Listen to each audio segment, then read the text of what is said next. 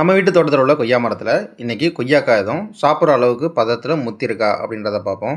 கொய்யாவில் பல வகை இருக்குது. பசுங்கொய்யா, எருமை கொய்யா, சீனி கொய்யா, சேப்பு கொய்யா, பீட்ரூட் கொய்யா. பீட்ரூட் கொய்யான்றது இப்போ ஹைப்ரிட் வகையில் ஒன்று வந்திருக்கு.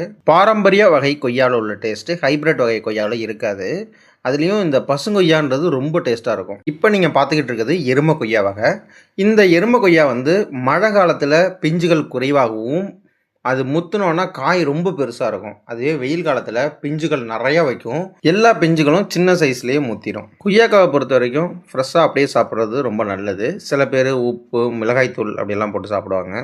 கொய்யா ஜூஸ் விரும்புகிறவங்களும் கொய்யா ஜூஸை சாப்பிடுவாங்க. இந்த கொய்யா இலையை கூட நம்ம உணவாக பயன்படுத்த முடியும். இது சித்த மருத்துவத்துலேயும் இருக்குது. காய்கள், பழங்கள் இந்த வகையிலேயே கொய்யா கன்று தான் சும்மா ஒரு குச்சி இருந்தால் கூட போதும், டக்குன்னு துளிர் வச்சு உயிர் வாழ ஆரம்பிச்சிடும். அதாவது நீடித்த உயிர் வாழும் தன்மை கொண்டது. உங்களில் வீட்டு தோட்டத்தில் காய்கள், பழங்கள் விளைவிச்சு சாப்பிட்றது எத்தனை பேருக்கு பிடிக்கும்? பிடிச்சிருந்தா ஒரு லைக் பண்ணுங்கள்.